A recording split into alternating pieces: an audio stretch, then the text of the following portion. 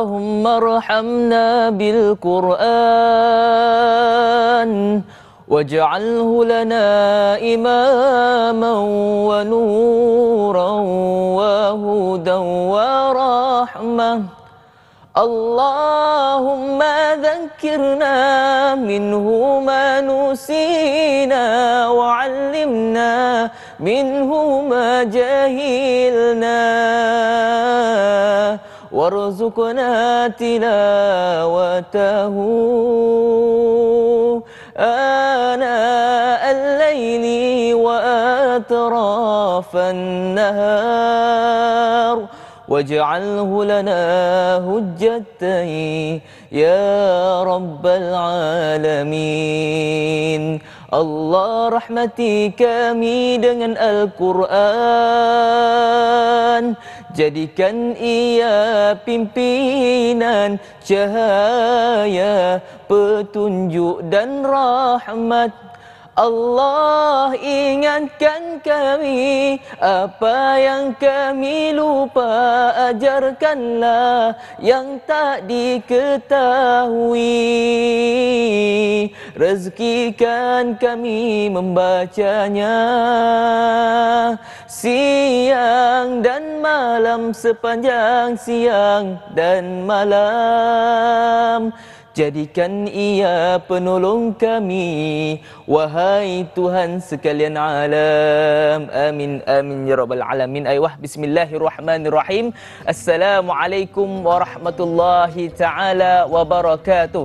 Alhamdulillah, alhamdulillahi rabbil alamin, wa bihi nasta'in ala umuri dunya waddin, wa sallallahu wasallam ala sayyidina Muhammadin khatamin nabiyyin wa ala alihi wa sahbihi ajmain. Alhamdulillah, apa khabar tuan-tuan? Saya mewakili kru dan produksi mendoakan tuan-tuan yang dirahmati Allah Subhanahu wa taala sekalian sentiasa berada di bawah payung rahmat Allah Subhanahu wa taala, sentiasa berada di bawah lindungan Allah di mana sahaja tuan-tuan berada insya-Allah. Jadi tuan-tuan yang dirahmati Allah Subhanahu wa taala sekalian, seperti biasa pada pagi ini tuan-tuan yang dirahmati Allah bersama dengan saya Da'i Fahmi di dalam program kita tak lain tak bukan Tanyalah Ustaz, biar tahu jangan keliru, dengan topik kita pada pagi ini iaitu merupakan topik tafsir dan taranum, surah yang mana menjadi surah yang lazim dalam masyarakat Islam, terutamanya khususnya di Malaysia, iaitu surah yang merupakan hati Al-Quran, yakni surah Yasin ayat 1 sehingga ayat yang ke-7, yang mana pada topik kita pada pagi ini insya-Allah akan dikupas oleh Al-Fadil Ustaz kita, Ustaz Dr. Muhammad Luqman Ibrahim. Apa khabar Ustaz? Alhamdulillah. Sihat Ustaz? Alhamdulillah. Alhamdulillah. Segak seperti biasa, awet muda macam biasa. Alhamdulillah. Jadi tuan-tuan yang dirahmati Allah Subhanahu wa taala sekalian, seperti biasa kita akan mendengar bacaan daripada Al-Fadil Ustaz kita, yang mana Ustaz akan membaca surah Yasin ayat yang pertama sehingga ayat yang ke-7. Sedikit pengenalan ataupun refresh kita panggil tentang surah Yasin, iaitu surah yang ke-36 di dalam Al-Quran dan terdiri daripada 83 ayat, yang mana tergolong dalam surah-surah Makkiyah dan diturunkan selepas daripada surah Al-Jin. Jadi insya-Allah tuan-tuan yang dirahmati Allah Subhanahu wa taala sekalian, kita tak nak membuang masa, kita nak terus kepada topik kita pada pagi ini, tafsir dan taranum, dan kita akan mendengarkan bacaan daripada Al-Fadil Ustaz kita. Taranum apa Ustaz nak bawa Ustaz? Taranum ras insya-Allah. Taranum ras, masya-Allah. Jadi insya-Allah kita akan diperdengarkan bacaan daripada Al-Fadil Ustaz kita. Saya persilakan Al-Fadil Ustaz, dipersilakan. A'udzu billahi minasyaitonir rajim. Bismillahirrahmanirrahim. Alhamdulillahilladzi arsala rasulahu bil huda wa dinil haqq liyudhhirahu 'alad dini kullih wa kafa billahi shahida. Wassalatu wassalamu ala Rasulillah wa ala alihi wa ashabihi wa mawala. Tuan-tuan, puan-puan, muslimin muslimat rahmati Allah sekalian, alhamdulillah Allah Subhanahu wa taala mempermudahkan kita untuk sama-sama berada dalam majlis yang mulia ini walaupun kita berada di tempat masing-masing.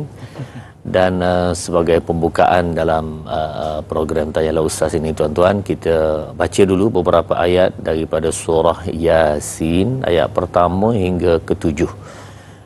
Dan pagi ini insya-Allah Ustaz akan baca dalam bentuk murattal lah. Insya-Allah.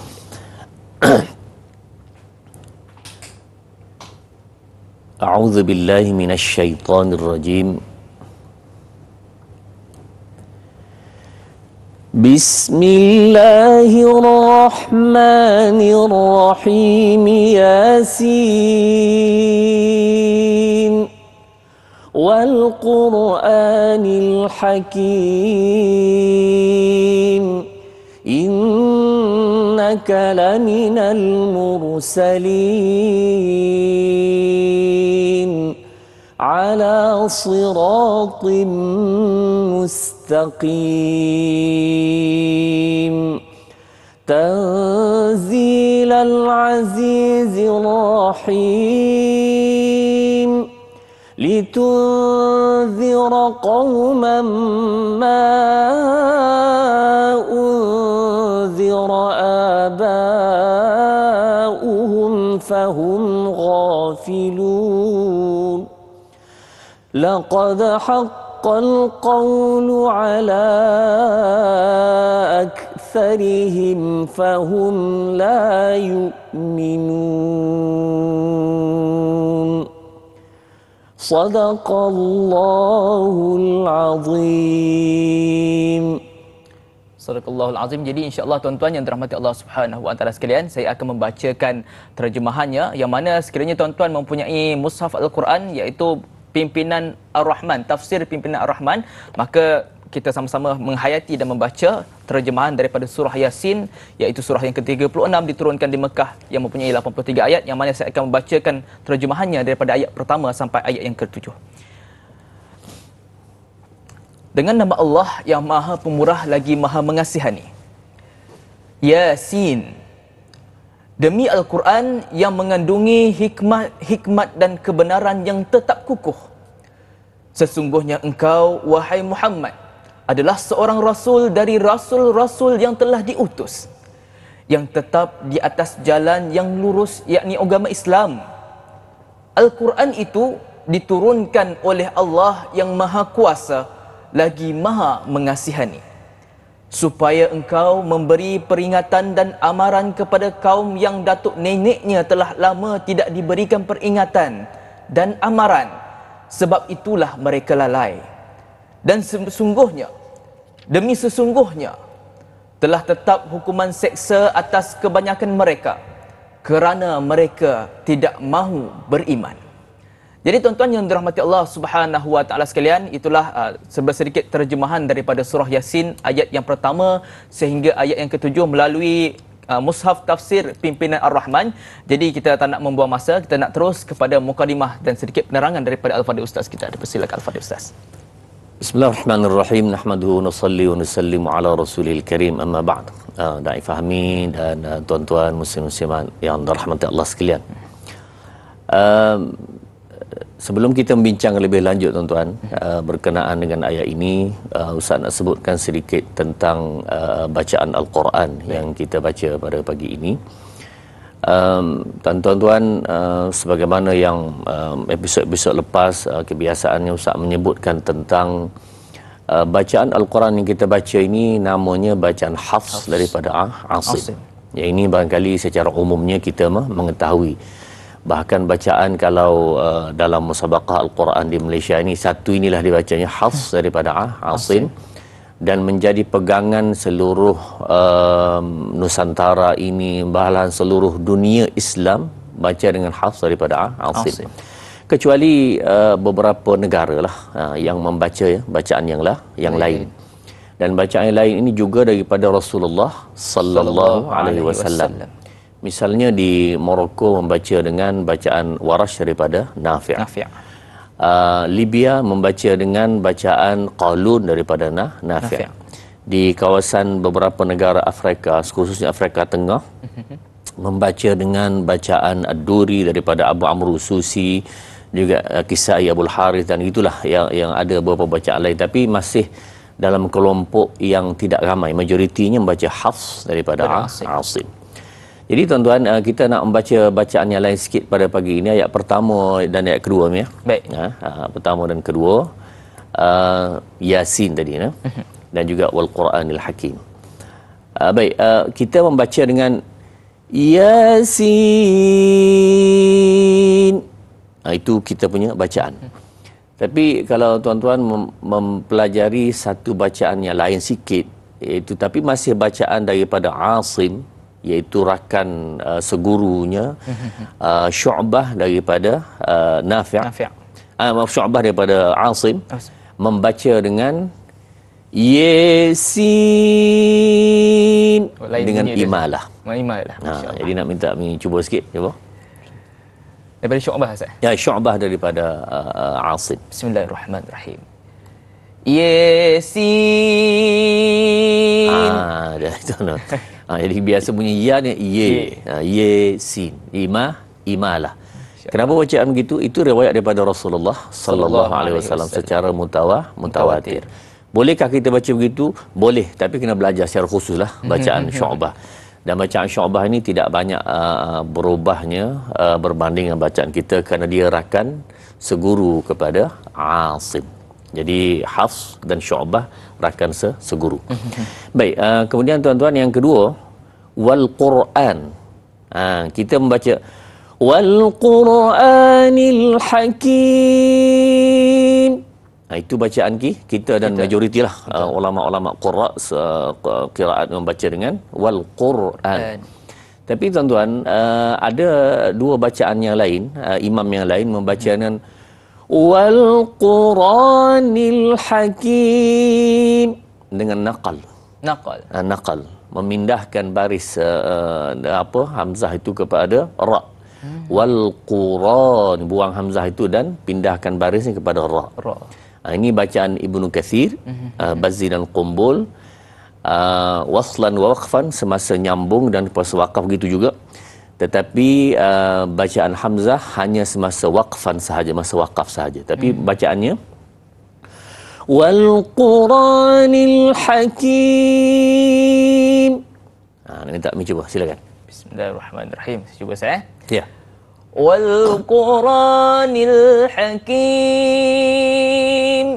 Baik.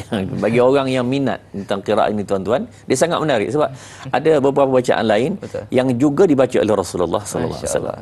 Kalau orang tanya ni, kenapa ada pelbagai bacaan ni? Ya. Jawapan paling mudahnya ialah Rasulullah yang minta. Masya-Allah. Dalam hadis sahih Bukhari, falam azal astazidu, aku sentiasa minta supaya Allah tambah bacaan tersebut. Selepas turun ayat tu, Rasulullah nampak masyarakat Arab ni macam kita lah ni, Kelantan, Terengganu, Kedah ni macam-macam punya, nak bagi serupa macam mana? Betul, tak boleh. Jadi ada gaya dah, ikang, dialek dia macam-macam ini. Maka Rasulullah melihat demikian, bangsa Arab pun sama. Dengan sebab itu Rasulullah minta. Itulah melihat kepada kemampuan masyarakat Arab itu, Rasulullah minta dan Allah terima satu-satu, sehinggalah unzilal Quran ala sab'ati ahruf, diturunkan Al-Quran dengan tujuh huruf yang ada perbincangan yang panjang lah. Tapi bukan di sini tempatnya, cuma Ustaz beritahu bahawa di sana ada ilmu Al-Quran yang kita boleh ambil perhatian untuk program kita kali inilah. Banyak cabang-cabang, Ustaz. Banyak cabang-cabang bacaan daripada bacaan Al-Quran. Jadi Ustaz menerangkan tentang serba sedikit tentang qiraat tadi.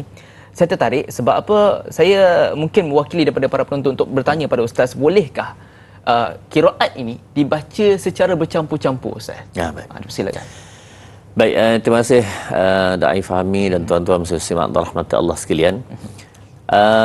Sekiranya Al-Quran ini nak dibaca secara tarkib, dia panggil tarkib ni maknanya campur lah. Ayat tu, satu ayat tu qiraat ini. Baik, tuan-tuan, yang pertama sekali dia kena berguru. Betul. Dan Ustaz memang baca dengan guru Ustaz dengan kaedah jamak, dia panggil. Kaedah jamak ini makna satu ayat itu membaca dengan beberapa wajah qiraat, tapi kena ada guru lah. Dia itu dia panggil jam'ul qiraat. Tapi yang ini semasa belajar sahaja. Tapi ulama tetap mengatakan bahawa keutamaan ialah baca satu-satu sampai habis. Itu keutamaan. Dalam sembahyang tak boleh. Jangan dibuat begitu sebab masalahnya akan huru-hara kepada jamaah. Dia susah kita kalau dah mencampur-campur qiraat. Sebab masyarakat awam memang tak mungkin dia dapat menguasainya. masyarakat awam lah. Betul-betul. Jadi dengan sebab itu kita sengaja mendedahkan dan masyarakat awam kepada fitnah, ini satu perkara yang sah, yang betul, salah. Ustaz. Kadang-kadang yalah imam ni dia ada ilmu Quran tapi makmum kita ni tak ada ilmu Quran. Zero ilmu Quran. Jadi kan bila baca kan kira bercampur-campur kan makmum kata ini imam sesat ke apa ke kan. Jadi tuan-tuan yang dirahmati Allah Subhanahu Wa Taala sekalian, kadang-kadang imam ni ada kadang-kadang membaca dalam bentuk qiraat. Jadi jangan terlalu muskil, mungkin selepas solat boleh tanya kalau terdengar imam-imam baca dalam bentuk qiraat. Jadi insya-Allah tuan-tuan yang dirahmati Allah Subhanahu Wa Taala sekalian, kita nak beristighfar seketika. Kembali selepas ini dalam rancangan Tanyalah Ustaz, biar tahu jangan keliru.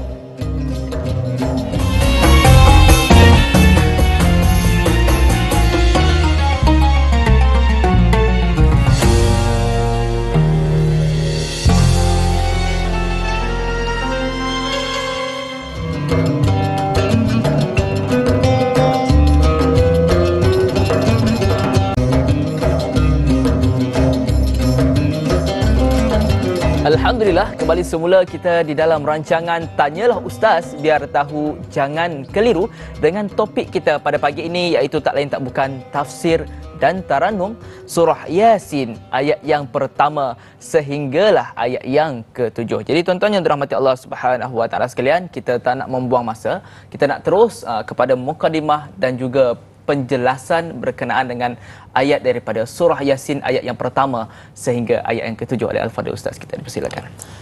Baik, terima kasih Mi dan tuan-tuan muslim-muslimat rahmat Allah sekalian. Yasin ni termasuk di dalam surah-surah yang dipanggil dimulakan huruf-huruf muqatta'ah. Huruf muqatta'ah ini maksudnya huruf-huruf yang dibaca tu putus-putus. Ya, sin, qaf, ta, ha, kaf, ha, begitulah seterusnya. Jadi maksudnya huruf-huruf yang dibaca putus. Kenapa baca demikian? Rasulullah ajar begitu. Itu. Cuma satu menarik ini, kalau ini mungkin persoalan yang kita sama-sama boleh ambil renungan bersama tuan-tuan. Bila sebut huruf-huruf, contoh kita baca Yasin, Yasin, tak? Alif, Lam, Ra, Qaf, Nun dan lain-lain. Kalau sebut huruf, semua huruf yang lain disebut dengan penuh. Qaf, Nun, Ha, Mim. Tapi kenapa huruf Ya ini ada 5 ya? Hayyun, Tahara, Ha, Ya, Ta, Ha, Ra. Ya di sini sebutan asal macam mana ni? Ya, sebutan asal. Asal dia. Ya, begitu kan? Ya, betul. Betul. Kita ada alif, ba, ta, sa, jim, ha sampai ya. Jadi kenapa tak dibaca ya, sin? Kenapa tak baca gitu? Jadi persoalan tu. Ini persoalan. Jadi ustaz buat soalan, ustaz jawablah senang je dah. Jadi tuan-tuan sekalian berahmat-Allah sekalian, gini. Tuan-tuan boleh perhati dalam hari ini. Yang pertama sekali, dalam bahasa Arab, ni jawapannya, dalam bahasa Arab, ya itu boleh dibaca ya, betul? Alif, ba, ta, sa, jim, ha dan seterusnya itu. Boleh. Itu betul. Satu. Begitu juga kita ajar anak kita alif, dek. Alif, ba, ta, sa, jim, ha dan seterusnya itu boleh juga dalam bahasa Arab. Masya-Allah. Dua-dua boleh. Dua-dua boleh. Tapi, ada tapi. Dalam Al-Quran hanya datang satu sahaja riwayat 10 qiraat semua sekali, hanya ya sahaja. Masya-Allah. Tidak pernah ada riwayat yang datang ya, tak ada. Dalam bahasa Arab betul, tapi dalam Quran tak betul kalau baca ya. Alif, Lam, Ra, ta, ha, tak boleh. Mesti baca ta, ha. Boleh tak? Jadi makna tuan-tuan, untuk perhatian kita bersama, untuk bahasa Arab boleh kedua-duanya ya betul, tapi untuk Al-Quran hanya ya 2 harakat sahaja. Jadi tuan-tuan, itu huruf-huruf ini yang ada dalam Al-Quran ini, ulama terbahagi beberapa pandangan. Adakah dia ada makna tertentu ataupun dia kita serahkan ini Allahu a'lamu bimuradihi. Ilmu Allah. Itu hanya Allah mengetahui tentang maksudnya. Maka tuan-tuan, yang ini majoriti ulama mengatakan yang kedua itu, iaitu Allah a'lamu bi muradihi, Allah lebih mengetahui maknanya. Namun ada di kalangan para ulama yang memberi makna kepada perkara ini. Memberi makna. Adakah surah Yasin saja ataupun termasuk surah-surah termasuk yang lain-lain? Tapi kita tak mengatakan majoriti tadi menyebutkan tentang Allah lebih mengetahui maknanya. Misalnya yang mengatakan begini ialah dalam banyak tafsir menyebutkan riwayat daripada Ibnu Abbas radhiyallahu anhu. Ibnu Abbas ini adalah sepupu Nabi sallallahu alaihi wasallam dan dia didoakan oleh Nabi sallallahu alaihi wasallam dengan Allahumma faqihhu fid din, ya Allah berilah kefaqihan, kefahaman dia dalam masalah agama, wa 'allimhu ta'wil, dan ajari ilmu ta'wil, termasuklah tafsir ini semua sekali. Maka tuan-tuan, Ibnu Abbas mengatakan ini ada makna. Ada makna. Beberapa makna yang kita rujuk kepada tafsir. Pertama misalnya ya itu ya, wahai. Sin itu berkaitan pada insan, wahai manusia. Ya insan. Kemudian yang kedua ada makna yang lain, ada beberapa riwayat lain menyebutkan ya sayyidul bashar, merujuk kepada Nabi sallallahu alaihi wasallam. Ya sin tu kan, ya sayyidul bashar. Wahai tuan kepada segala manusia lah, sayyidul bashar. Jadi ini makna-makna yang itu. Jadi para ulama menerima secara umum lah, meraihkan pandangan-pandangan ini. Kita kata ada ke tak hadis-hadis Nabi sallallahu alaihi wasallam yang menceritakan hal ini? Jawapannya secara khusus tidak ada. Jadi dah tak ada, kenapa Ibnu Abbas itu memberi makna-makna ini? Baik, tuan-tuan dan simak rahmat Allah sekalian.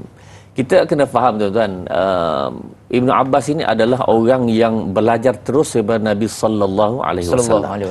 Dan dia ada keistimewaan yang jelas tadi ialah mendapat doa daripada Nabi sallallahu alaihi wasallam secara khusus.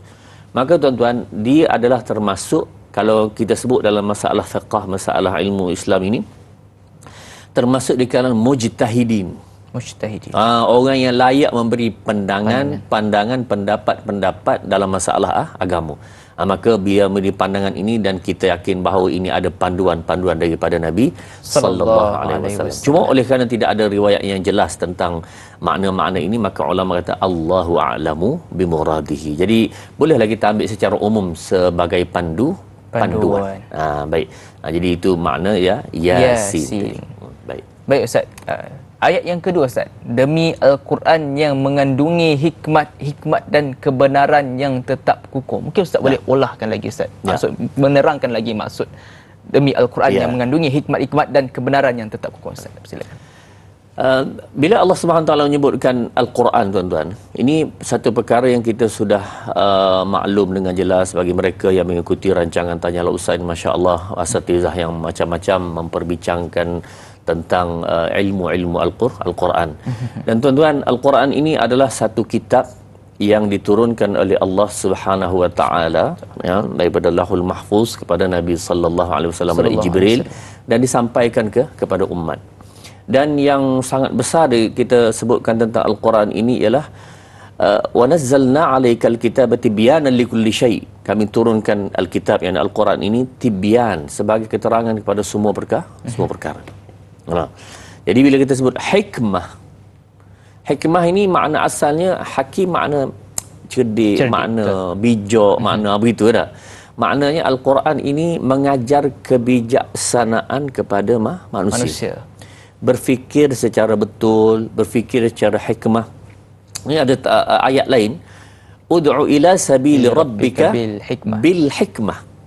Nah, suruhlah manusia ini dengan cara hikmah. Apa hikmah? Sangat menarik. Ibnu Abbas radhiyallahu anhu dalam tafsir Tanwil Miqbas menyebutkan ialah bil hikmah, yakni bil Quran. Dengan Al-Quran. Dengan Al-Quran. Masya-Allah. Maknanya kamu suruh manusia ini dengan jalan Al-Quran. Nah, dalam ayat lain pula, a'udzubillahi minasyaitonir rajim, wajahid bihi jihadan kabira. Kamu berjihadlah dengannya.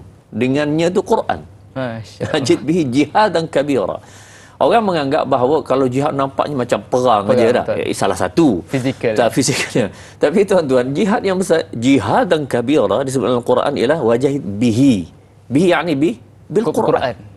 Wah, ini kita pun Masya Allah hebat dan tafsir di kalangan para ulama ini bila kita merenung dan kita masuk ke dalam perbincangan para ulama ni sangat mendalam dan sangat panjang.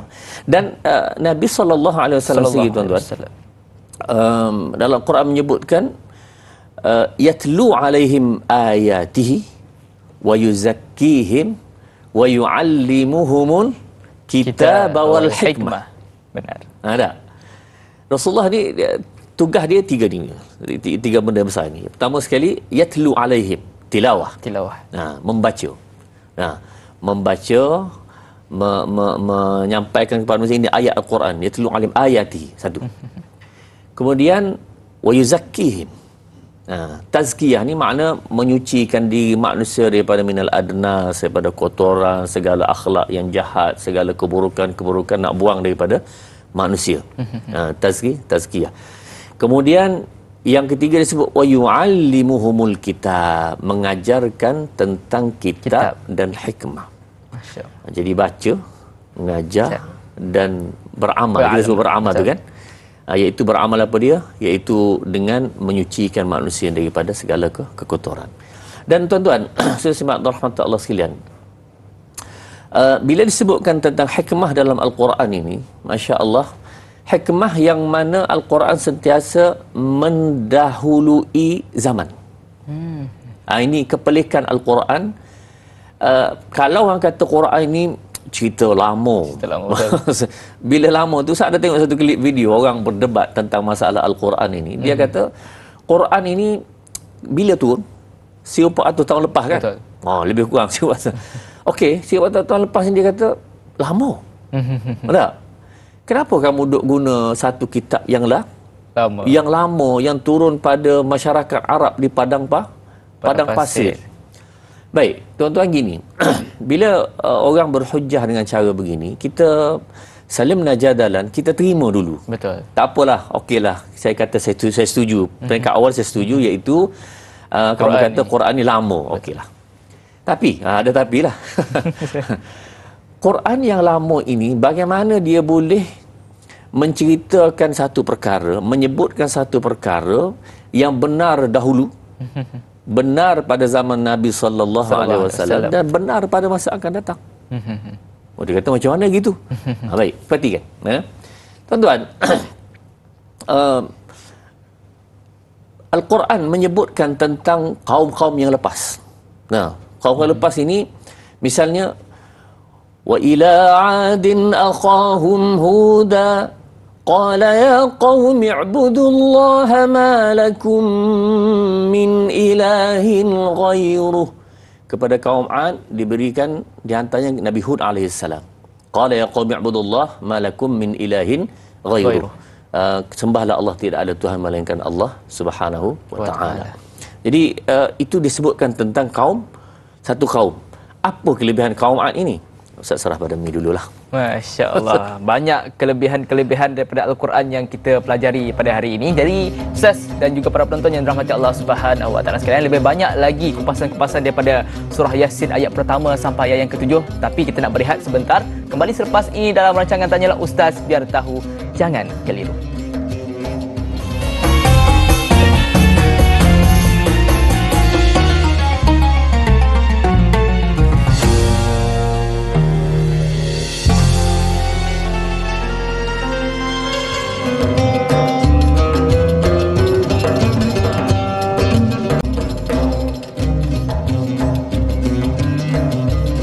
Alhamdulillah wa syukurillah, bersyukur padamu ya Allah. Alhamdulillah. Bertemu lagi kita dalam rancangan Tanyalah Ustaz, biar tahu jangan keliru dengan sambungan topik kita pada hari ini, iaitu tafsir dan taranum surah Yasin ayat yang pertama sehingga ayat yang ke-7 yang dikupas oleh Ustaz Dr. Muhammad Luqman Ibrahim. Jadi insya-Allah tuan-tuan yang dirahmati Allah Subhanahu wa taala sekalian, sebelum kita berehat tadi, kita telah pun sampai ke ayat yang kedua, yang maknanya demi Al-Quran yang mengandungi hikmat-hikmat dan kebenaran yang tetap kukuh. Dan Ustaz, saya tertarik dengan ayat jihadan kabira. Yakni kita berjihad, yang ini kita menimba ilmu dengan Al-Quran ini adalah satu jihad yang paling besar. Jadi beruntunglah kita dan juga beruntung juga tuan-tuan yang dirahmati Allah Subhanahu Wa Taala sekalian, kerana dalam masa kita belajar Al-Quran, kita sedang berjihad sebenarnya. Jadi insya-Allah sama-sama kita terus menggali ilmu dan kita akan mendengar lagi kupasan ayat yang kedua, demi Al-Quran yang mengandungi hikmat-hikmat dan kebenaran yang tetap kukuh, oleh Al-Fadhil Ustaz kita. Silakan Al-Fadhil Ustaz. Baik, terima kasih Amin. Dan tuan-tuan muslim rahmat Allah sekalian, ya benar tentang wajahid bihi jihadan kabira, dan berjihadlah kamu dengan Al-Quran. Itu sebagai jihad yang besar. Mempelajari ini adalah salah satu bentuk kita berjihad. Mana belajar Quran tuan-tuan? Masya-Allah. Ustaz sama masih belajar. Betul. Tidak kata kita dah mengajar, tak. Kita masih belajar. Luas sampai bila? Sampai mati ya. Betul. Baik tuan-tuan sekalian, rahmat Allah sekalian. Menyambung kepada perbincangan tadi, iaitu bila disebutkan tentang kaum Ad, kaum Samud, kaum Madian, Syuaib, Nabi Syuaib, kaum Nuh, kaum Lut. Nah, tuan-tuan, itu semua kisah lepas kan? Betul. Kalau dah lama. Dah lah turun sibuk atas tahun lepas. Betul. Tapi cerita pula Nuh.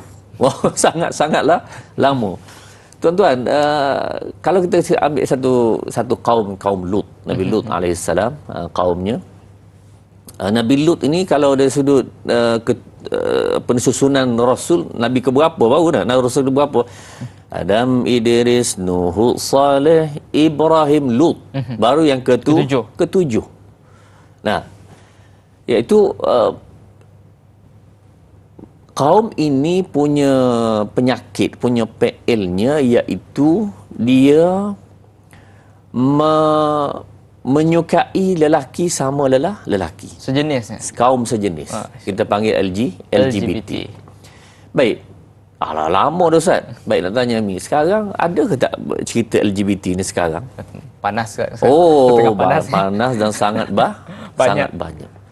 Bahkan yang tak ada kena-mengena dengan kaum ini pun, bola sepak Ustaz, tak ada kena-mengena. Betul. Tiba-tiba dimasukkan, dimomokkan sekali. Dah angkat di stadium. Apa pasal dia? Apa kena-mengena bola ni? Angkat bendera. Jadi sampai ke tahap itu tuan-tuan, yang berlaku sekarang. Jadi Ustaz dah sebut tadi, anehnya Al-Quran ini kitab lama, yang sebut tadi kitab lama kan, cerita lama. Cerita lama itu berlaku kembali. Allah. Kembali berlaku sampai hari ini, dan insya-Allah sampai hari kiamat. Ini hikmah, hakimnya Al-Quran ini, kepelikan ini, dan tentunya dia bukan daripada Muhammad, dia daripada Allah Jalla wa'ala. Jadi tuan-tuan rahmat Allah sekalian, barang siapa yang menekuni Al-Quran ini, mereka akan jumpa begitu banyak hikmah, begitu banyak pengajaran Al-Quran yang luar biasa. Tuan-tuan, kalau kita rujuk pada kisah kaum Madian, Nabi Syuaib, Madian ini dalam selalunya ayat-ayat cerita kaum Madian ialah cerita golongan businessman. Sebab mereka ni pandai berniaga ni.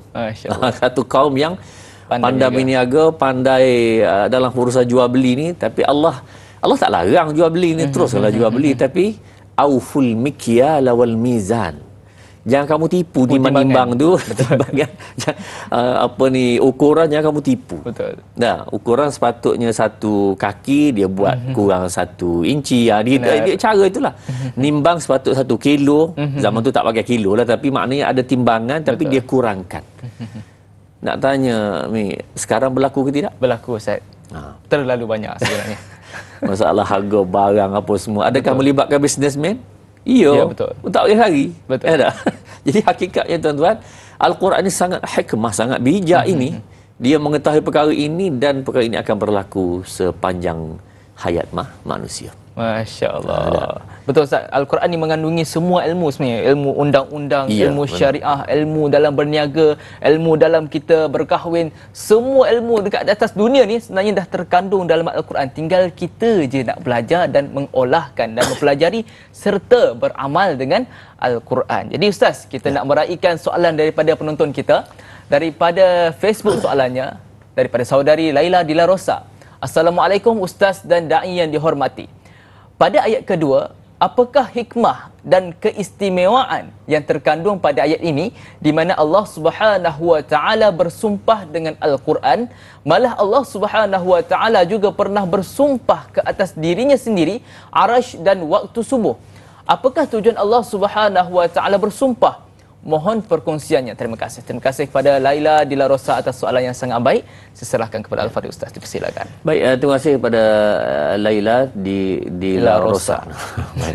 Terima kasih, nama glamour agak-agaknya. Baik, tuan-tuan sesama rahmat Allah sekalian.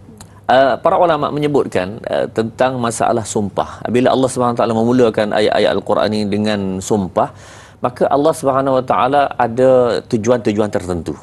Nah, misalnya dalam ayat-ayat lain, wadduha, demi waktu duha, wal-lail, demi waktu malam, wasyams, demi matahari, wan-najm, demi bintang, dan mana-mana lah ayat Al-Quran.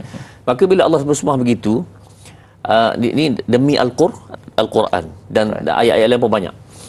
Maka dalam surah tersebut, ulama mengatakan bahawa mereka mengkaji. Bila mereka kaji ini, setidak-tidaknya ada satu daripada tiga.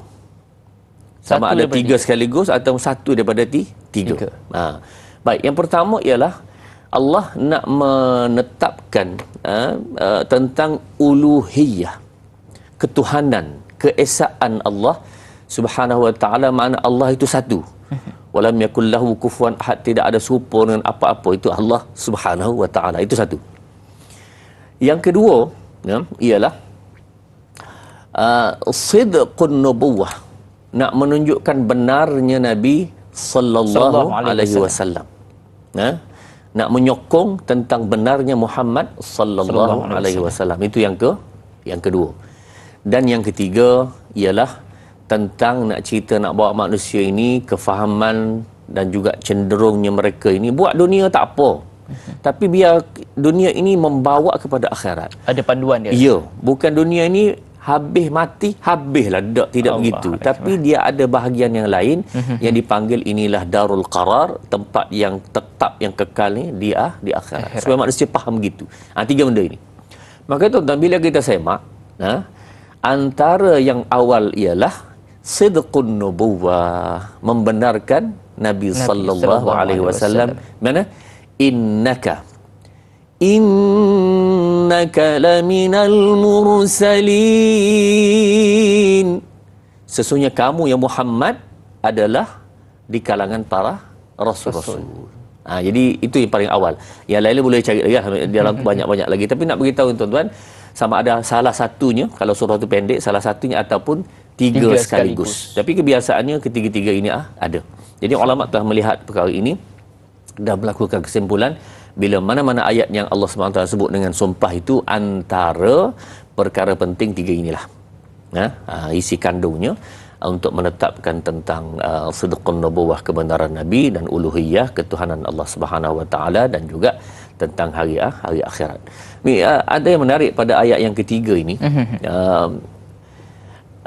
Ustaz melihat satu video sebelum ini heboh dekat Rasul Melayu kan? Rasul Melayu. Tahun 2005 Ustaz. Rasa mi terlibat kot dalam isu-isu macam ni kan? Betul. Di jabatan agama. Tuan-tuan saya simak rahmat Allah sekalian. Sebenarnya golongan yang sebenarnya Rasul boleh ada lagi tak selepas Rasulullah sallallahu alaihi wasallam? Tak ada. Jawapannya tidak ada. Betul. Kalau ada tu dia suruh spin, suruh pusing lah. Betul. Suruh pusing tak? Ma kana Muhammadun aba ahadin min rijalikum walakin Rasulullah wa khataman nabiyyin. Dan Muhammad itu bukanlah bapa kepada satu orang, bapa kepada anak dan yang lain, bukan kan? Walakin Rasulullah, tapi dia adalah Rasulullah, wa khataman nabiyyin adalah dibaca dua tuan, khatam dan khatim. Khatam makna cincin, khatim makna penutup kepada Nabi. Baik, tuan-tuan, Rasulullah SAW penutup kepada khataman nabiyyin. Dia putar ayat itu penutup kepada nabi, bukan Rasul. Situ pula dia pergi. Kaki spin betul. Kaki spin sungguh lah. Ni putar alam punya orang ada. Penutup pada nabi, bukan Rasul. Tuan-tuan, Allah Subhanahu Wa Taala ni kan penting mengaji ni. Kita sebut tadi hikmah tadi. Allah menyebutkan tentang yang besar. Termasuklah yang khusus itu kepada Rasul. Nabi ni umum, lebih luas. Termasuk Rasul itu di kalangan Nabi, tapi Nabi tak masuk Rasul. Betul. Ya tak? Jadi dengan sebab itu bila sebut Nabi itu termasuklah Rasul. Jadi penutup Nabi-Nabi ni hatta kepada Rasul. Dia putar alam di situ bahawa yang tak masuk itu Rasul. Tak apalah dia punya hal. Sebab saya ingat ayat-ayat dia Ustaz. Dia kata dalam ayat ketiga ni dia baca sesungguhnya engkau tu merujuk kepada dia. Ini Ustaz nak beritahu. Jadi tuan-tuan, bila ditanya oleh pegawai, Ustaz melihat perkara ini, pegawai JAKIM ada yang bertanya kepada dia, kenapa pak cik mengaku menjadi Rasul? Rasulullah ni ada dia punya ayat Quran yang menunjukkan dia Rasul. Betul. Buktinya, pak cik ni mana? Dia kata kamu tak baca Yasin. Tergau-gau Yasin kat mana? Ada bukti dalam surah Yasin. Kat mana? Ayat ketiga. Kami sebut tadi lah. Innaka laminal mursalin. Sesungguhnya kamu itu adalah di kalangan Rasul. Kalau macam gitu, makna ka itu merujuk kepada dia kata. Habis tu kalau ustaz baca merujuk pada ustaz. Ustaz Rasul juga, mi baca, mi pun jadi Rasul. Susah gitu tuan-tuan. Habis jadi Rasul belaka. Sedang khitab ayat ini adalah menuju kepada siapa dia? Nabi sallallahu alaihi wasallam. Jadi ini kaki putar alam punya orang, jadi penting kita belajar dan disiplin Al-Quran yang betul. Masya-Allah, sangat baik penjelasan Ustaz. Jadi Ustaz dan juga para penonton yang dirahmati Allah Subhanahu Wa Taala sekalian, kita nak beristighfar seketika. Kembali selepas ini dalam rancangan Tanyalah Ustaz, biar tahu jangan keliru.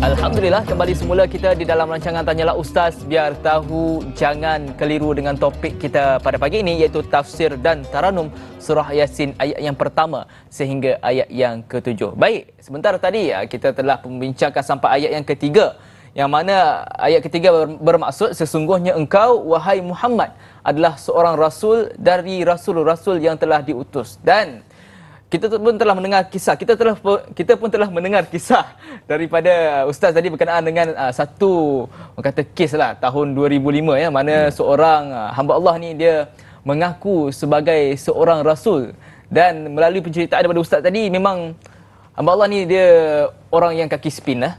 Dan yang peliknya ustaz, kita nampak rasa macam betul tak betul je orang ni. Tapi kenapa masih ramai lagi orang yang boleh ikut dan percaya dengan Rasul Melayu ni Ustaz? Silakan. Terima kasih Muslim Abdul Rahman Allah sekalian. Soalan baik ni.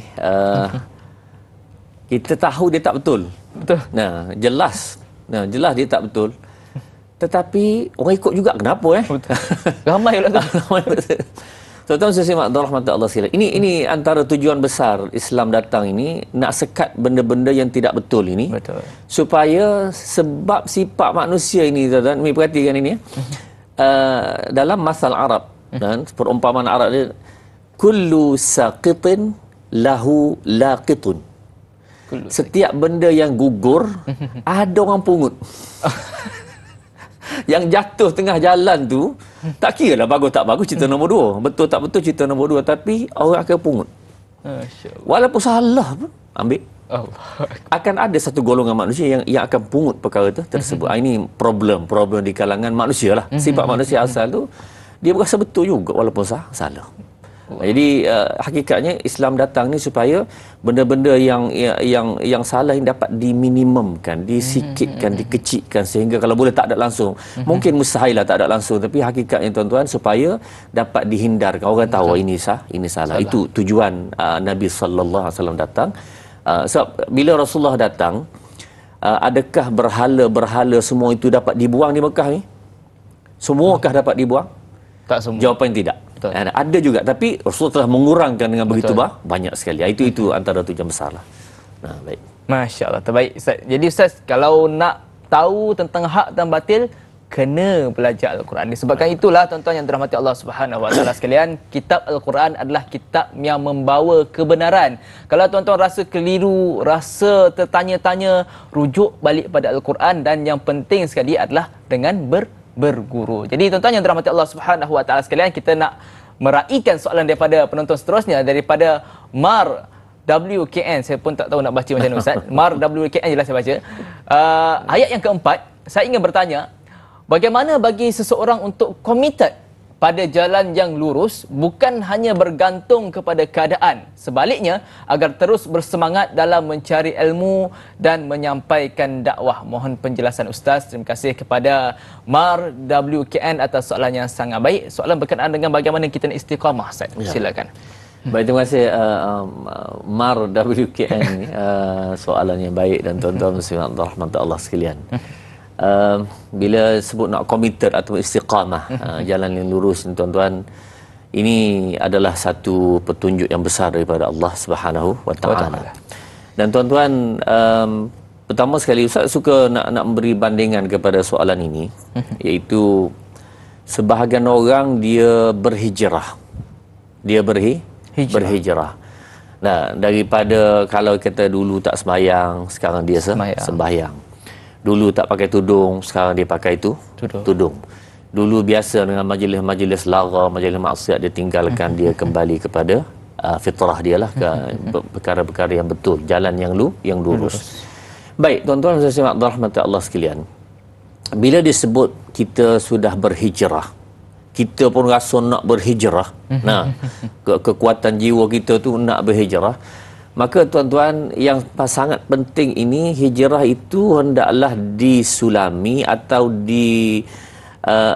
bersamakan. Pelik bahasa pula ni. Hendaklah disekalikan, disepadukan dengan ilmu. Masya Allah. Mula-mula mungkin kita ni niatnya nak pakai tudung ni, alah, dah cukup masa dah kot, sekarang dah kena pakai tudung. Okey. Baik, kalaulah nak pakai tudung tadi tuan-tuan, maka dengan sebab itu dia kena masuk kepada majlis-majlis ilmu, bincang tentang Al-Quran, hadis-hadis Nabi sallallahu alaihi wasallam, ar-raqaiq, tentang kelembutan jiwa, membersih hati. Ini dia kena sekalikan. Kalau hanya dia pakai saja tudung, hanya hijrah itu saja tanpa dia sekali untuk majlis agama, tak masuk. Tanyalah ustaz, tak pernah dengar. Ya, orang kata promosi, ya promosi lah, tapi untuk promosi kepada ilmu agama. Masya-Allah. Jadi bila ini disekalikan, insya-Allah dia akan istiqamah ni. Istiqamah. Tapi ada satu penyakit Ustaz. Bila Ustaz kata bila nak berhijrah tanpa ilmu ni Ustaz, kita tengoklah mungkin ada di kalangan influencer ataupun pempengaruh lah kita panggil yang mempengaruhi masyarakat terutamanya yang mungkin baru berhijrah. Kebiasaannya kita dapat lihat apabila orang-orang yang baru nak berhijrah yang tidak disulami dan tidak disatukan dengan ilmu, mereka lebih cenderung apabila mereka dah berhijrah, sebagai contoh mereka dah pakai jubah, dah pakai kopiah. Kemudian satu masalah yang kita akan nampak adalah mereka cepat menghakimi orang lain yang belum lagi berhijrah. Ustaz, apa pandangan Ustaz? Maksudnya itu satu sikap lah, satu sikap yang berlaku kepada orang seperti itu, yang bila dia mula berubah, dia mulalah mengata orang ini, orang itu, dan mengatakan. Tapi dia kena ingat bahawa dia pun zaman sebelumnya begitu juga. Benar. Jadi kena ada perasaan lembut hati yang dalam jiwanya itu, kita nak supaya orang lain pun bersama kita. Benar. Bukanlah kita nak orang lain itu jauh daripada agama, jauh daripada syurga Allah Subhanahu Wa Taala, bukan begitu. Tapi kita nak supaya dia bersama kita. Maknanya ini kan ada sifat lembut hatilah. Dan lembut hati ni tuan-tuan perlu dibaca hadis-hadis tentang raqaiq. Raqaiq ini maksudnya hadis-hadis yang memberi kehalusan jiwa. Sifat-sifat yang ada kepada Nabi sallallahu alaihi wasallam. Rasulullah ni fala'allaka bakhi'un nafsaka ala atharihim la'allaka bakhi'un nafsaka alla yakunu mu'minin. Hampir-hampir seolah-olah Rasulullah ni nak bunuh diri dia sendiri demi orang masuk Islam. Mana aku mati tak apa, syarat kamu masuk Islam. Sampai tahap itu.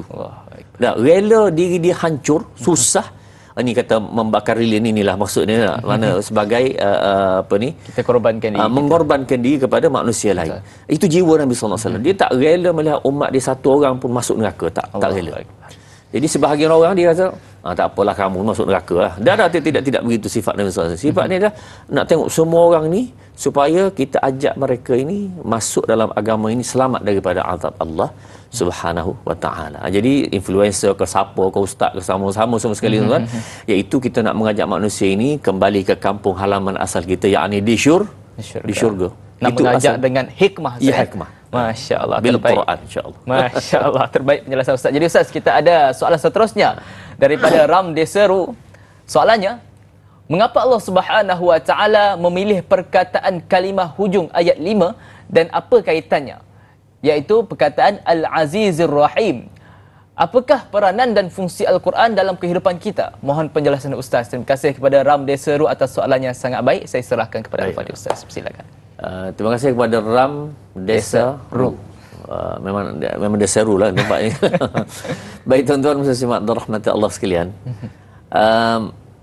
Bila disebutkan Tanzil Al-Azizir Rahim, Tanzil maksud Al-Quran yang diturunkan. Quran yang diturunkan oleh Allah Subhanahu wa taala, dan daripada mana asalnya? Daripada Al-Aziz yang Maha Perkasa lagi Maha Rahim, Maha belas kasihan. Tuan-tuan muslimat rahmat Allah sekalian,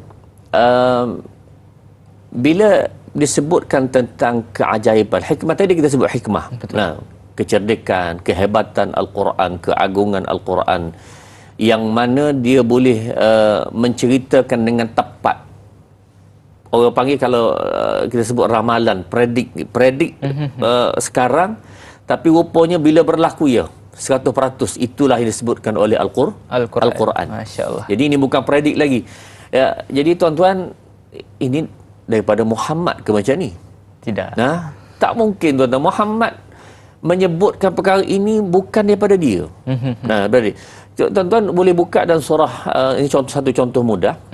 Dalam surah At-Tur, A'udzubillahi minasyaitonirrajim. Wal bahril masjur, dan demi laut yang di dalamnya ada api yang sedang membakar. Bolehkah api membakar dalam air? Boleh, Ustaz. Itu kalau ikut ayat tu kan. Tapi segi logik, cubalah kita buat api boleh membakar dalam air. Tak boleh lah. Tak boleh. Ya tak? Dan tuan-tuan, para sahabat pun memang dia rasa pelik dah. Masa tu kan, macam mana api membakar kan? Tapi mereka tidak ada kajian-kajian pada masa itu. Tapi kehebatan para sahabat ni tak boleh kaji pun, mereka beriman. Sebab tu Abu Bakar tu As-Siddiq, membenarkan. Jadi sebab itu tuan-tuan, asal saya Allah, siapa sebut dia? Allah sebut. Rasul sebut. Maka aku terima. Abu Bakar radhiyallahu anhu tuan-tuan, Abu Jahal cuba nak mengena kan dalam peristiwa Isra Mi'raj kan, nak mengena kepada Abu Bakar ini. Dia kata, Abu Bakar, aku jumpa kawan kamu tadi, Muhammad sallallahu alaihi wasallam. Dia kata malam tadi dia pergi Baitul Maqdis. Malam tadi, pagi dah balik dah. Jadi dia nak mengenakan kepada Abu Bakar. Abu Bakar kata apa? Kalaulah Muhammad sallallahu alaihi wasallam sebut dia pergi Baitul Maqdis, malah naik ke langit turun balik, Rasul tak cerita tu. Tak cerita lagi punya itu tu. Tapi kalau dia sebut naik langit turun balik, aku percaya. Allah. Ini sifat sahabat dah. Walaupun tak ada kajian, tak ada pembuktian apa-apa, tapi siapa cerita ni? Muhammad. Maka dia menerima. Maka tuan-tuan, cerita wal bahril masjur tadi, sekarang barulah ada apa dia panggil, alat menyelam apa dia panggil tu kan? Yang divingnya. Diving punya apa semua tu lah. Teknologi. Teknologi itu orang menyelam. Nah, menyelam tuan-tuan dalam laut, di dasar laut sana rupanya ada api sedang membakar batu-batuan, batu karang. Allah. Di bawah ni. Tuan-tuan masuk dalam YouTube, tuan-tuan type wal bahril masjur, akan ada satu video yang orang menyelam tu ada api membakar kat bawah sana. Allahumma, tuan-tuan. Hebatnya kuasa Allah Subhanahu Wa Taala. Maksudnya apa? Adakah ini pada Muhammad? Orang yang akalnya boleh berfikir, ada hikmah, ada hakim, bijak, cerdik ni, tentu dapat fikir bukan daripada Muhammad ini. Betul. Ini daripada Allah Jalla wa Ala. Cuma tuan-tuan janganlah menyelam sampai tahap yang luar biasa. Itu maksud Ustaz. Ada orang menyelam sampai tahap luar biasa sampai tak bangkit semula, tak naik balik. Itu jangan begitu tuan. Cuma nak beritahu sekarang ialah dalam laut yang Allah Subhanahu Wa Taala buat tu ada satu luar biasa yang benar, hebat. Disebut dalam Al-Quran. Kalau difikirkan secara logik akal pun, mana mungkin di zaman Rasulullah sallallahu alaihi wasallam yang tidak ada lagi teknologi seperti sekarang ini yang boleh mengetahui adanya api di bawah laut. Jadi tuan-tuan yang dirahmati Allah Subhanahu Wa Taala sekalian, ayat ini saja telah menggambarkan bahawa ianya bukan datang daripada Nabi Muhammad sallallahu alaihi wasallam, namun datangnya daripada Allah Subhanahu Wa Taala. Jadi tuan-tuan yang dirahmati Allah Subhanahu Wa Taala sekalian, kita nak melabuhkan tirai kita di TV3. Namun jangan ke mana-mana, kita akan kembali selepas ini 30 minit lagi di siaran TV9 insya-Allah. Kembali selepas ini dalam rancangan Tanyalah Ustaz, biar tahu, jangan keliru.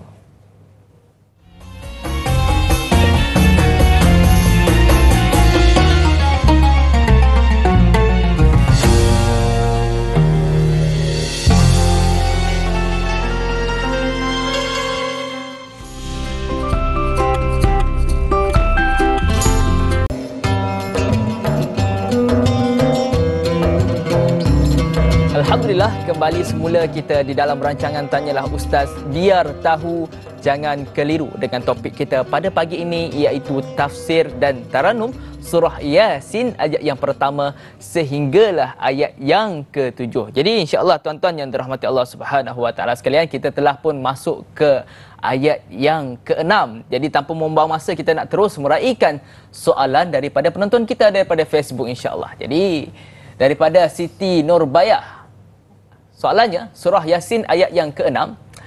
Adakah sifat manusia ini sememangnya akan lalai jika tidak ada Nabi, atau pada zaman sekarang ini seorang penyebar ilmuwan agama seperti Ustaz menegur atau memberikan peringatan dan amaran tentang dosa-dosa yang dilakukan kepada umat Islam supaya tidak terus terjerumus ke lembah dosa dan neraka? Mohon pencerahan Ustaz. Terima kasih kepada saudari Siti Nurbayah atas soalan yang sangat baik. Saya serahkan kepada Al-Fadhil Ustaz. Persilakan. Terima kasih kepada Siti Nurbayah, soalan yang sangat baik berkenaan dengan ayat yang ke-6. Dan tuan-tuan muslim rahmati Allah sekalian, menjadi sifat manusia apabila datang seorang rasul, kemudian wafat seorang rasul, manusia akan kembali lalai, kembali kufur, bahkan kufur. Betul. Allah hantar lagi Rasul. Begitulah seterusnya satu-satu sehinggalah Nabi Muhammad sallallahu alaihi wasallam. Dan jumlah Rasul ini dalam sebahagian riwayat menyebutkan 315 Rasul. Nabi lagi ramai, 100,000 lebih. Betul. Jadi jumlah yang sangat ramai. Sehinggalah Rasulullah sallallahu alaihi wasallam penutup kepada Rasul itu tak ada lagi. Baik, ini kalau mengikut adatnya, mati seorang rasul, manusia akan lalai kufur kepada Allah. Bahkan bila wafat Nabi sallallahu alaihi wasallam, bagaimana? Akan berlaku benda yang sama. Betul. Iaitu masih akan kufur. Jadi tuan-tuan, bagaimana Allah Subhanahu Wa Taala nak meneruskan perkara ini dalam keadaan rasul tak ada dah? Maka tuan-tuan, inilah kelebihan kepada umat Muhammad sallallahu alaihi wasallam. A'udzubillahi minasyaitonir rajim. Kuntum khayra ummatin ukhrijat linnasi ta'muruna bil ma'ruf wa tanhauna 'anil munkari wa tu'minuna billah. Kamulah sebaik-baik umat, kuntum khayra ummatin ukhrijat linnas, dikeluarkan kepada manusia, ta'muruna bil ma'ruf wa tanhauna 'anil munkar. Sebelum ini kerja Rasul, iaitu menyuruh manusia kepada kebaikan, mencegah daripada kemungkaran, dan kamu beriman kepada Allah Subhanahu Wa Taala, beriman kepada Allah. Ini kerja Rasul pada asalnya, tetapi kemuliaan umat Muhammad ini, kerja ini dipindahkan kepada umat. Jadi sampai kiamat. Sehingga dalam hadis Nabi sallallahu alaihi wasallam disebutkan, lan tazala ta'ifatun, akan ada sampai kiamat satu kumpulan manusia qaimatun ala amrillah. Dia akan berdiri teguh mempertahankan agama ini seperti mana para rasul yang lepas. Jadi tuan-tuan, nak tak nak, kita ni walaupun kita tak pandailah nak berdakwah ni tuan-tuan, dalam konteks yang kita mampu. Nah, seorang bapa kepada anaknya, isterinya. Nah, seorang ibu kepada anak-anaknya, seorang kawan kepada kawannya, seorang pemerintah kepada rakyatnya. Ini semua tugas-tugas yang mesti dia melakukan tugas dakwah seperti mana dibuat oleh Nabi sallallahu alaihi wasallam. Tidak terkecuali, tidak kata ada Nabi tak ada dah, saya tak mampu jadi Nabi. Tak suruh jadi Nabi pun. Cumanya buat dalam kemampuan yang kita ada. Masya Allah. Jadi kembalilah kepada tadi ni, iaitu wajahid bihi jihadan kabira. Berjihad dengan cara bil Quran. Dengan cara Al-Quran, menyampaikan ilmu Al-Quran. Orang nak terima, alhamdulillah. Tak nak terima, tak apalah. Itu antara, bukan kita yang bagi hidayah. Bukan kita. Masya Allah. Jadi Ustaz, saya tertarik dengan Ustaz tadi bila soalan daripada saudari kita tadi berkenaan dengan walaupun Nabi kita wafat, tetapi Islam masih lagi berkembang. Dan setakat saya melihat daripada artikel samudra.my, Ustaz, di New York, kajian daripada orang di New York mengatakan bahawa populasi orang Islam seluruh dunia dijangka akan mencecah 25% lebih lagi, iaitu 2.01 bilion pada tahun ini. Bermaksud kita punya umat ni, saudara dan saudari kita di seluruh dunia bukan semakin berkurang, bahkan semakin banyak, menandakan bahawa agama Islam adalah agama yang semakin disebar luas. Adalah satu berita baik yang sangat baik untuk kita. Dan juga bermaksud Al-Quran ini berjaya disampaikan ke seluruh dunia, Ustaz. Disampaikan ke seluruh dunia, dan insya-Allah kita mendoakan agar lebih ramai lagi saudara-saudara dan juga saudari kita untuk lebih mengenali agama Islam dan juga mengenali tentang Nabi Muhammad sallallahu alaihi wasallam yang membawa risalah kepada kita semua, insya-Allah. Jadi tuan-tuan yang dirahmati Allah Subhanahu wa taala sekalian, kita nak meraihkan soalan seterusnya. Assalamualaikum warahmatullahi taala wabarakatuh, Ustaz dan dai. Yang nenek moyangnya belum pernah diberi peringatan kerana itu mereka lalai, ayat yang ke-7. Apakah bentuk-bentuk peringatan yang dimaksudkan dari ayat ini? Mohon pencerahan Ustaz. Terima kasih kepada Ruby atas soalan yang sangat baik. Saya serahkan kepada Al-Fadhil Ustaz. Silakan.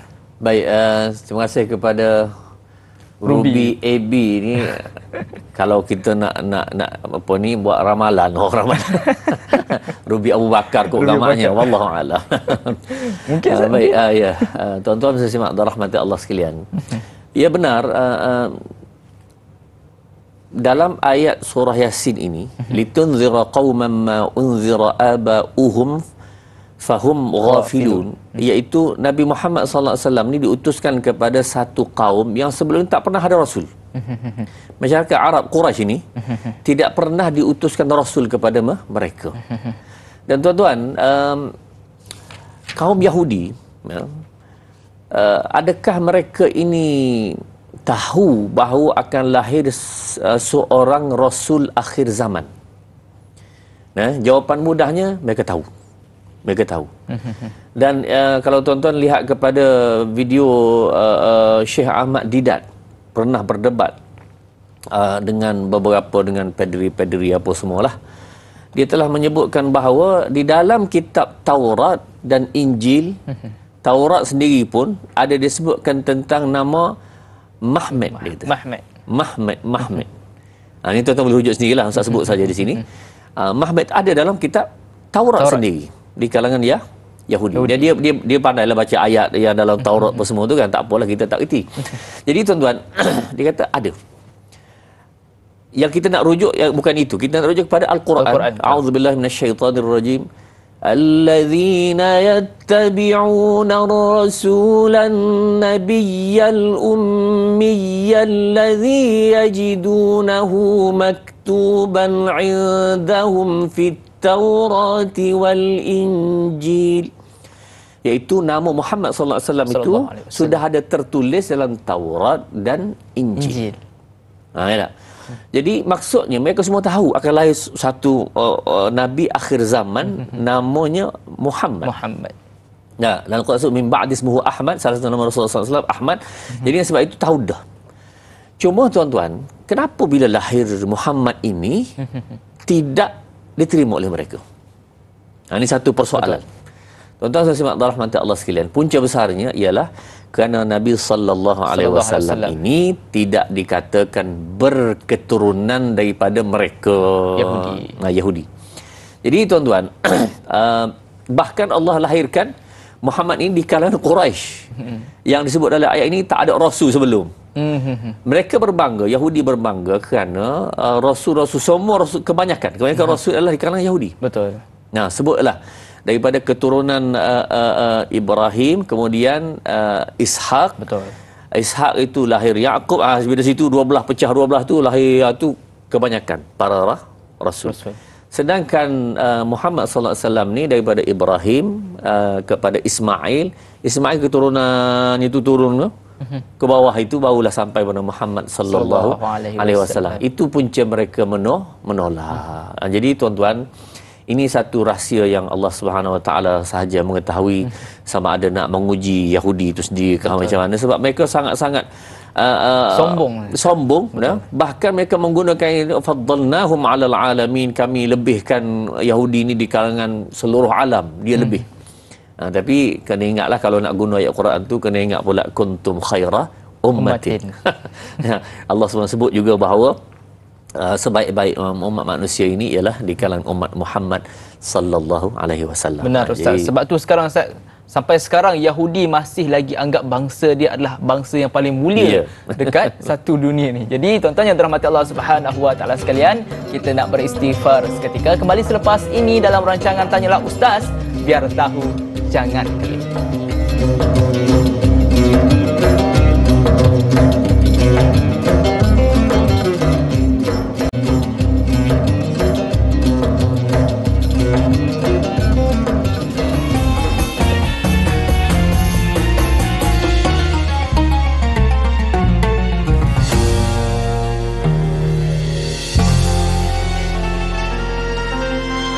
Alhamdulillah, kembali semula kita di dalam rancangan Tanyalah Ustaz, biar tahu jangan keliru, dengan berbaki masa lebih kurang dalam 15 minit lagi Ustaz kita ke udara.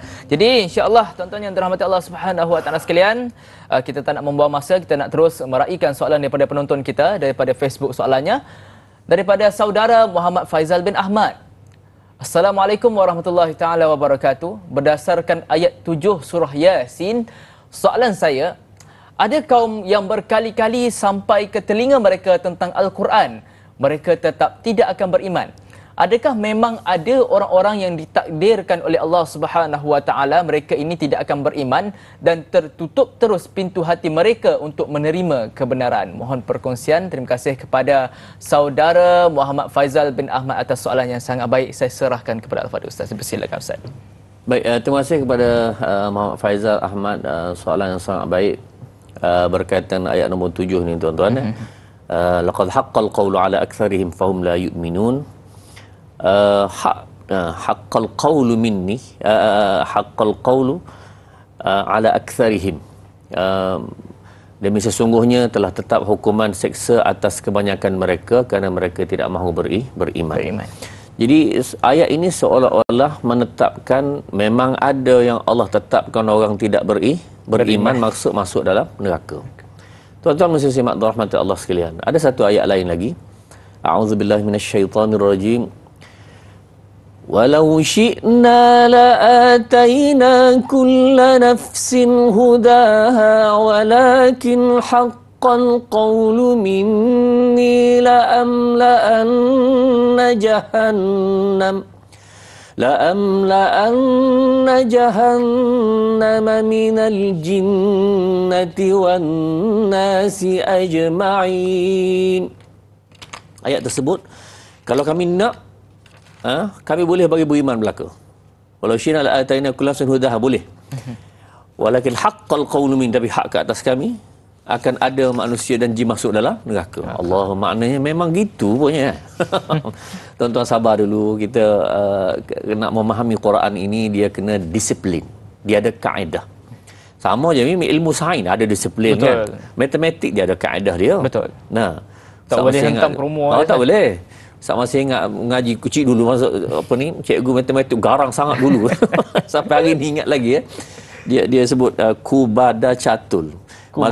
Kubada catul maksudnya Mana dulu nak campur dulu nak kalau soalan itu ada campur ada tolak ada bahagi kan. Ku kurungan. Ba bahagi, da darah. Dia ada sipir dia tu kan. Ku bada cata campur dan tolak. Itu kaedah dia. Baik tak apalah. Tapi maksud ada disiplin. Ada disiplin. Sama dengan Quran tuan-tuan, dia ada disiplin. Kaedah dia. Ada kaedah. Jadi ayat ini tidak berseorangan. Maksud tidak dia je. Ada ayat lain yang perlu untuk memahami. Nah. Baik, tuan-tuan, jawapan mudah ni untuk Ustaz beri jawapan mudah itu. Kalau kita kata Allah yang tetapkan ada sebahagian manusia masuk neraka ini, hakikatnya pun kita tak tahu. Betul lah ada sebahagian, tapi tahu ke tidak? Tak tahu. Kenapa tak semayang? Memang Allah dah tetapkan tak semayang. Mana tahu? Tak takdir dah. Mana tahu? Awak cuba pergi semayang, boleh ke tidak? Boleh. Jadi makna tuan-tuan, tak boleh nak nyalahkan Allah dalam hal seperti itu. Betul. Kalaulah memang bila azannya kerah, tak boleh pergi ni. Okeylah boleh tengok. Kenapa tak pergi? Tak boleh semayang. Boleh tahan lah gitu. Tapi tidak begitu. Betul. Boleh semayang? Boleh. Tapi makna itu pilihan. Baik, pilihan ini Allah SWT letak syarat. Yang mana kita tak tahu. Keputusan Allah serah pada Allah. Kita tak tahu. Tapi pilihan ada. Apa dia?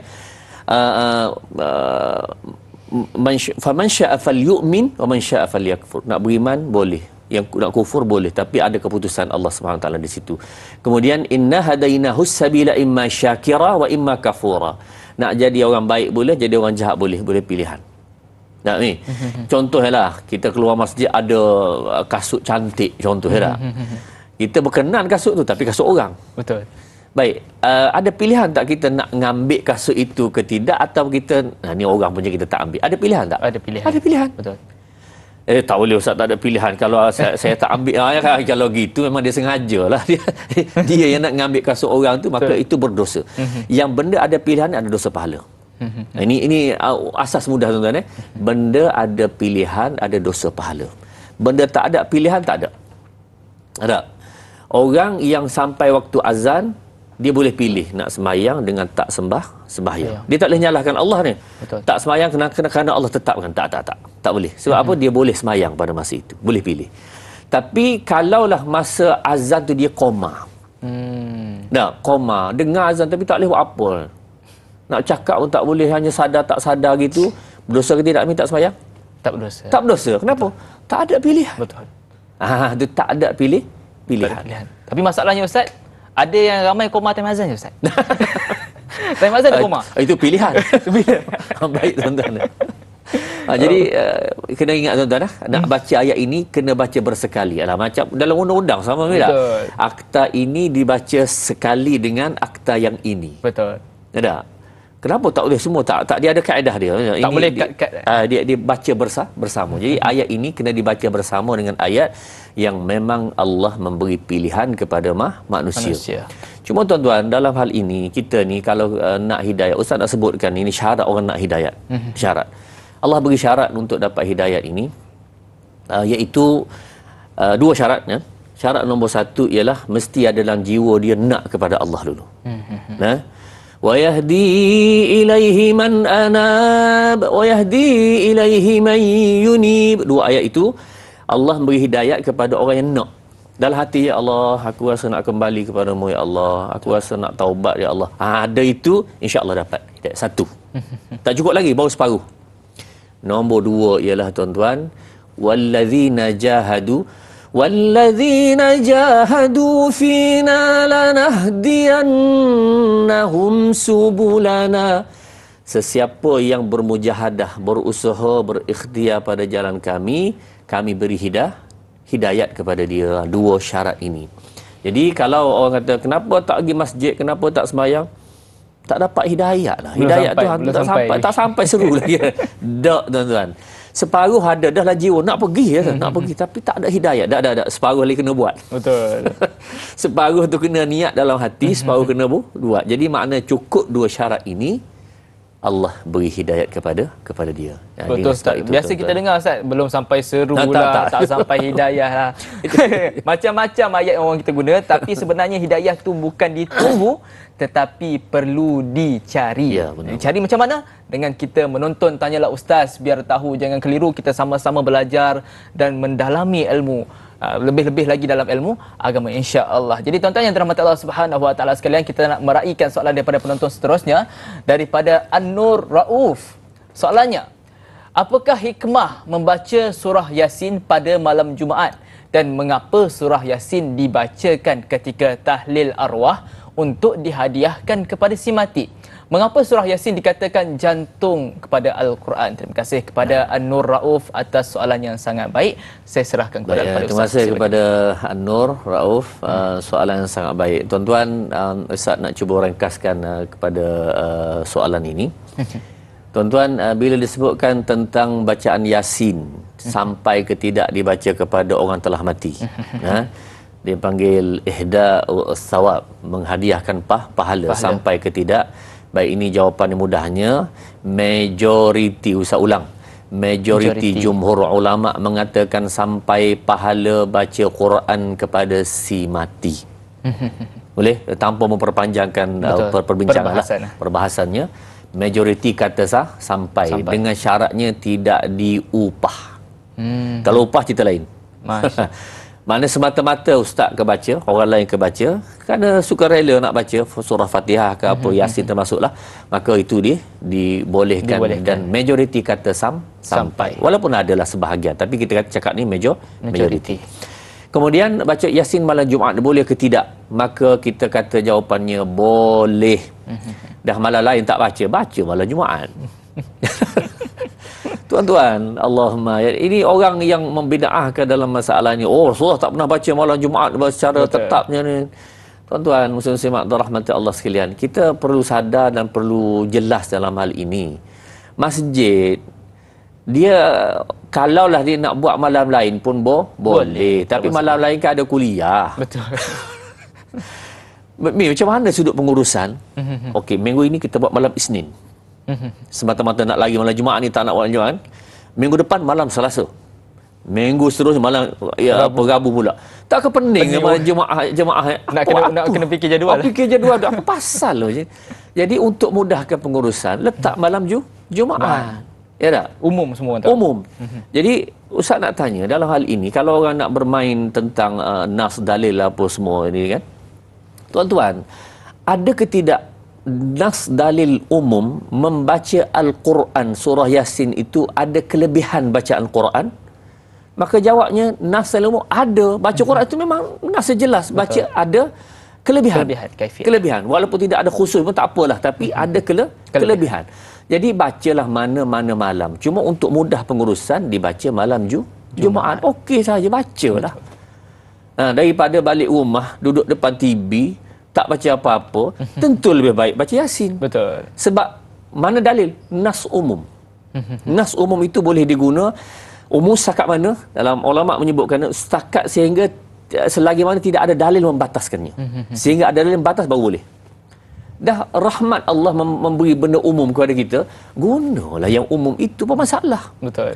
Bila baca internet tu sangat banyak ni. Okeylah, tak nak bacanya, baca bila? Tak. Bukan surah Yasin sahaja, ayat lain Quran kena baca. Okey, Ustaz setuju tu, bukan surah Yasin saja, tapi ayat lain baca banyak mana? Betul. Dia diam nak jawab. Ya tak ya juga, tak baca-baca pun. Akhirnya duk sibuk dengan bergaduh dalil itu, tak baca Quran. Tak baca Quran. Sibuk berdebat. Sibuk berdebat. Kita ubah perkara ini ya, tuan-tuan. Bacalah. InsyaAllah dengan adanya langkah ini, kita mula membaca surah-surah yang lain. Akan berdikit-dikit pergilah kepada surah yang lain. InsyaAllah sangat baik, terbaik penjelasan daripada Ustaz. Jadi Ustaz, kita telah pun sampai ke penghujung rancangan. Jadi kita nak memberkati majlis kita pada pagi ini. Saya minta Al-Fadhil Ustaz untuk membacakan doa, insyaAllah. Silakan. A'udzubillahi minasyaitanirrajim. Bismillahirrahmanirrahim. Alhamdulillahi Rabbil Alamin. Wassalatu wassalamu ala ashrafil anbiya'i wal mursalin. Wa ala alihi wa sahbihi ajma'in. Allahumma arhamna bil Qur'an.